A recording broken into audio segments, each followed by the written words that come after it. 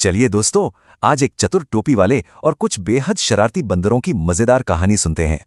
एक बार की बात है, एक टोपी वाला गांव-गांव घूमकर अपनी रंग-बिरंगी टोपियां बेचा करता था। एक दोपहर वो बहुत थक गया था, इसलिए एक बड़े पेड़ की ठंडी छांव में गहरी नींद सो गया। उसकी रंग बिरंगी टोपियों से भरी टोकरी ठीक उसके पास ही जमीन पर एकदम सुरक्षित रखी थी। लेकिन अरे, उसी पेड़ की ऊंची डालियों पर बहुत सारे नटखट और शरारती बंदर भी रहते थे। जब टोपी वाला खर्राटे मार रहा था, तब वो बंदर दबे पांव चुपके से पेड़ से नीचे उतर आए। उन्होंने चुपचाप टोकरी से सारी टोपियां निकाली और बड़े मजे से उन्हें अपने सिर पर पहन लिया। कुछ देर बाद टोपी वाले की नींद खुली। उसने अंगड़ाई ली और अपनी आंखें मली। खाली टोकरी देखकर वो पूरी तरह हैरान रह गया। अरे, उसकी सारी टोपियां आखिर कहाँ गईं? उसने घबराकर ऊपर पेड़ की डालियों की तरफ देखा और वहां का नजारा सच में चौंकाने वाला था।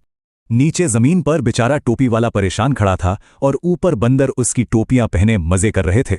टोपी वाला बहुत घबरा गया। वो सोचने लगा कि अब इन शैतान बंदरों से अपनी टोपियां वापस कैसे ली जाएं। तभी टोपी वाले ने ऊपर बैठे उन बंदरों के बारे में एक बहुत ही मजेदार चीज नोटिस की।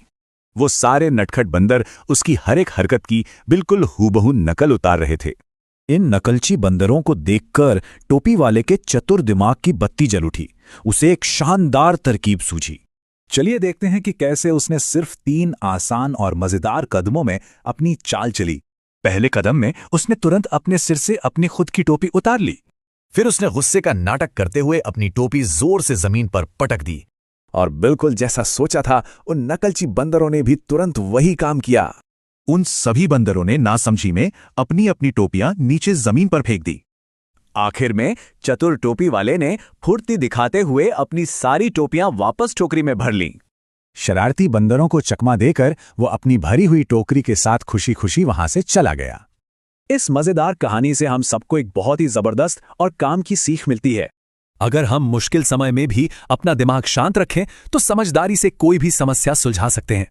तो सोचिए दोस्तों, अपनी अगली बड़ी समस्या को सुलझाने के लिए हम कौन सी स्मार्ट तरकीब लगाएंगे।